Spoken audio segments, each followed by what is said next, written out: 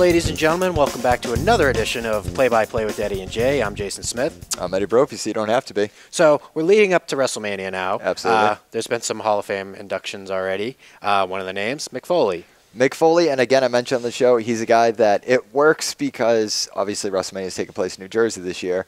Think he should have gone in a little earlier, but whatever. He's had problems with the company. He's had problems with Vince.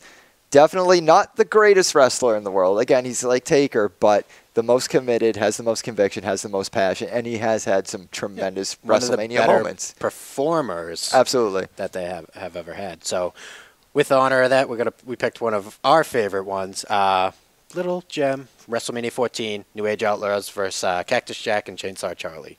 So let's go to ringside.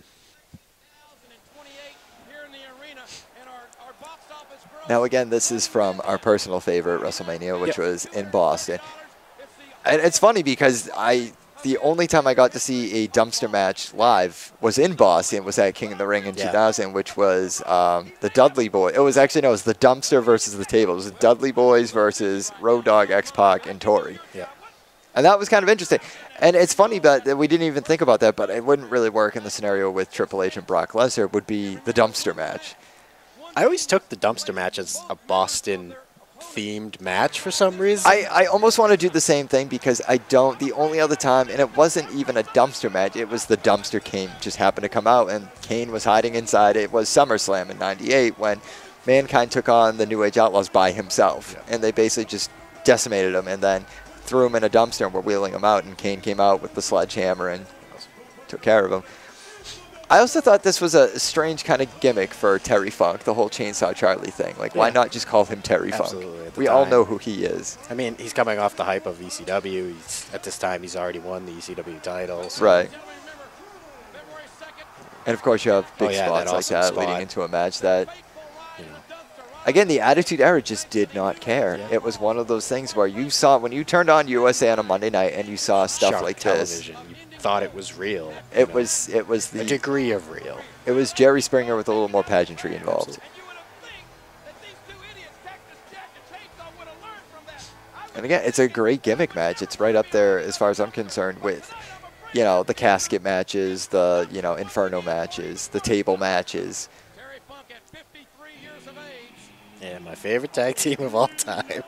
I feel like if you're going to induct, and that's another one I want to see happen sooner than later, is induct these guys already. Now that you got them both in the good graces of WWE, namely because, again, the whole changing of the helm and changing of the guard of Triple H, induct these guys. They are hands down of almost every top 10 list I've ever read with tag teams, New Age Outlaws are usually top 5, if not taking the top spot. I mean, that's really saying something because there are a lot of tag teams out there that have had just some phenomenal matches, and they were able to hang with, like the Legion of Doom, or dare I say the Nasty Boys, or the Rock and Roll Express. Like, these were, as far as I was concerned with tag teams, they set the standard. Yeah.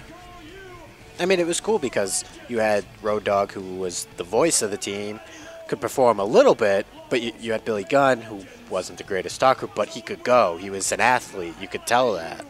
Well, see, I'm glad you said that because I've always said that when I get in conversations with people about the New Age Outlaws. Billy Gunn was the talent. Road Dogg was the voice. It was the perfect, and it's not to sully, Road Dogg's agility in the ring. He'll admit it himself. Yeah. I've heard in interviews where he said the same thing. So. And now I'm watching this, and because I know their history and because they're open about it, and I don't mean any disrespect to them, what drugs were they on during this match? Because it always seemed that the New Age Outlaws, going back and watching or listening to their shoot interviews, were always on something. Well, who had it? Billy had a shirt with, right there, 420 all over dog shit. Yeah. So. Looking back on it now, because I do remember you had that infamous, or that iconic Road Dogg T-shirt. Because I remember in 6th grade, and being in the shower one day when I was probably like 18 or 19, and just thinking about that T-shirt and some of the references, being like, someone rolled this dog a bone and seeing the photo. I'm like, how am I just now getting it? My father bought that shirt for me because it had the look of the Red Dog beer at the time. Yeah. And he was like, that's a cool shirt. You're getting that. All right.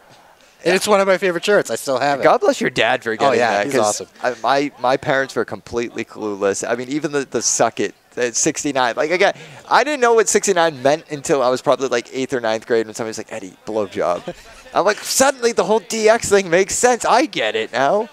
The thing that's funny to me is he took me to my first wrestling event in this arena. It was like 99 or something like that. And the part that gets me to this day, and I'm horrified of it, is there was kids next to my father. I'm sitting next to him. That it was Val Venus time, and they took off their shirt and they had towels and they're doing the thing next to my father. Mind you, my father is not a professional wrestling fan. Thank God bless him. He came to the show for me. He's a baseball fan. He had no clue of it. I can remember somebody's dad who did watch was like, "Oh, and that Mankind guy," and my dad's like, "I don't know what the fuck you're talking about," but awesome. I feel like that was just what made that era of wrestling. And again, Val Venus was by no means a fantastic wrestler. Like, he's a good wrestler, but it was the fact that you had this guy that was, his character was a porn star. That theme, as far as wrestling themes go, that will always be one of my favorites. And the suggestive video, and I was really sold. Like, I was one of those kids growing up that you saw Val Venus and you're like, oh God, like he really is a porn star. Like, he could easily be on Skinamax with that music and that footage and, you know, all the because there is him and Jenna James crossover promo that exists that I just discovered, and I'm like, that's funny as shit. I think it's on the new Attitude. Oh wow, it might be on the Blu-ray. I was gonna say, because I didn't see that, and to be honest with you, I was really let down by that DVD set. Yeah, I felt it was good but not great. It could have been a lot better. I mean, was there blurred footage in it at the time? No, that was actually because when the NWO DVD came out, the big deal was that they didn't have to blur anything out. So you got the Scratch logo, and with Attitude, like, that was a big thing. Like, oh, we don't have to blur anything out, with the exception of the cover, which was to play off the Sgt. Pepper thing. But it really let me down because I'm thinking, like, you mainly just focused on, like, a little bit of 98 into most of 99, some of 2000. We didn't get the Invasion years. We really didn't get anywhere with the corporation, the corporate ministry. Like, I was just talking to a friend, my friend Catherine last night, about stables and how I'm really not a big fan of them, but I do have my tops, which were Evolution, Degeneration X, obviously. The Nation. Yeah. God, the Nation. Which version of the Nation? But and then you had, you know, the corporate ministry and the corporation. I wasn't big on the ministry. When the ministry joined the corporation, that's when I was like, oh, now shit just got real. You didn't see it coming. You're like, oh, it makes sense. That's why I've always kind of hated SmackDown, because the pilot episode of SmackDown on UPN, that was so special because you were at a fever pitch with those stories. You are never, ever going to get a better SmackDown episode than the very first, because you were right dead in the middle of the build-up to Over the Edge, which, again, I say it's really unfortunate what happened to Owen Hart, but that was, had that not happened, that was primed to being probably hands down one of the best pay-per-views WWF has ever done. In terms of writing, in terms of characters, in terms of build-up, and even matches. Like, we're watching the New Age Outlaws now. That was not their first match against each, because they had wrestled against each other before, but the first match they had wrestled against each other as enemies was at Over the Edge. Being a tag team. And that was a great match. It was a great match, but that shouldn't have happened. You could tell that they did regret it a bit, because, I mean, that feud went from May of '99 until, what, September, October, and then they paired them back together. The brush off at the, what's the middle summer? Judgment? No.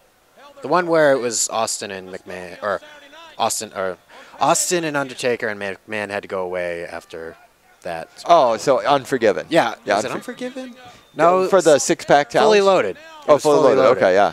It was that pay-per-view. I lost my train of thought. Oh, it was the Outlaws. They did the blow-off because it was Road Dogg and X-Pac versus Billy Gunn. In China, yeah, for the rights of the DX name. Which is stupid. But I do remember the thing I liked the most, and of all things, to watch a match and have that stick out, the thing that I liked the most about that match was how Billy Gunn and China came out to the DX theme, and everybody's going apeshit, and then they come out, boo! Like, I did like how they swerved the fans like that a bit.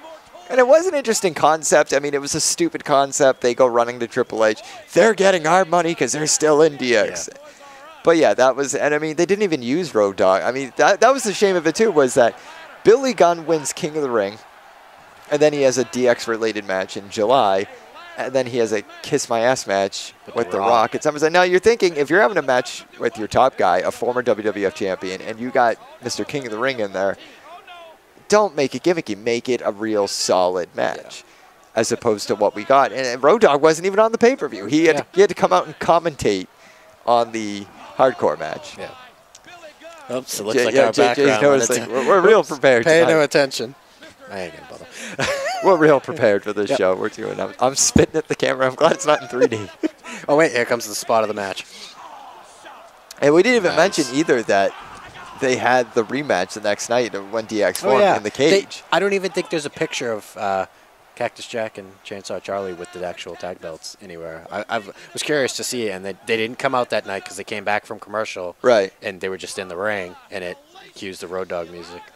Well, I thought it was really interesting, too, how they played that off as writing off Cactus Jack's character, because when they were still handcuffed to the ring and they were letting them down, the crowd, Howard Finkel came out and announced that Austin was on his way, or there was an Austin match, and rather than give a shit about Cactus and obviously Terry Funk, they started chanting for Austin, and they totally played that off as like, well, Cactus Jack's going away, you don't give a shit about me, so you don't deserve me. That was great. I mean, that's the great writing of the time. They understood and felt the crowd and directed it in the way it needed to go. I think ultimately it was going to be Mick Foley in the 2 following matches for that. Well, I think it works because obviously if, Dude Love shows up at the following pay-per-view, Unforgiven, and then he wrestles again Over the Edge, I think they were getting a little tired of the Cactus Jack gimmick. Yeah. So what better way to do it then? Well, obviously our fans don't seem to care. They just care about Austin. Just tie that in with it so we can wrap this up.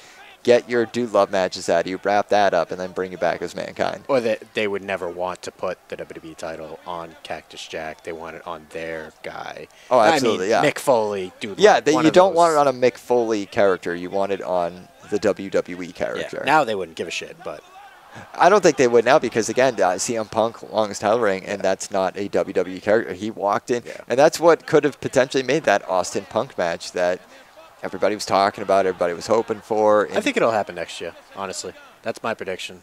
I'm still iffy because I get the impression that there's definitely some bad blood between, and ironic that we're watching the Mania where Austin won his first WWF title, is that I get the impression that there is some genuine bad blood between Austin and the company. I don't get that at all. Like, if there's this great clip where...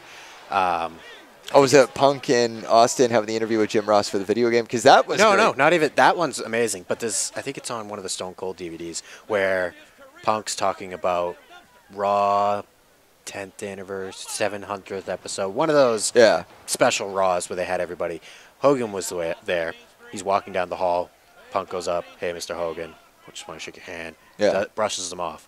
Goes a little further. He's like, well, whatever. But goes down a little further. Sees Austin. And, hello, Mr. Austin. Austin's like, give me a hug, punker, and everything like that. So I think there's general respect. And I think Austin definitely cares and will give more to this business in the end. I hope so. I hope so because it would be a damn shame if we never see a Stone Cold Steve Austin. At least even one more. One more Stone Cold time's match. Running out if that's ever going to happen. Like, there's not another 10 years. It needs to happen in the next 3 if it's ever going to happen. Absolutely. And I personally, getting back to this match, I love this ending. It's genius. Again, it's so silly and it's so out there, and it's not meant to. It doesn't take itself seriously, but it works. The crowd gets behind it. They're the underdog, and the funny thing is, they're the underdogs going in. Terry Funk and Cactus Jack are the underdogs, but they have the most experience against the younger guys. Coming from a guy who drove a forklift for a couple of years, I would love to replay this ending at work. And, just dumping someone, somebody you don't like, just grab your. Or every time I'd just be like, I got him, like the meanwhile, the Terry Funk line. Meanwhile, all your coworkers. And then he laughs at the camera. That's awesome to me. And obviously, I mean, without question, this is going to be the guy that's going to. I always wonder, what is this bruise here on his left cheek or right cheek? I don't even think Terry Funk knows, to be perfectly honest with you. But that guy has been thrown around more times than he could probably even remember. Well, that was our first Hall of Fame clip. Yeah, that's the Hall of Fame inductee. So we'll come back to this. We'll revisit. We got a lot of other names to go through. Probably more names, too. Hopefully our background will work that time. Yeah, exactly. Next time, we promise you a background that works much better than this. I'm Jason Smith. I'm Eddie Brophy, so you don't have to be. Thanks for watching Play by Play.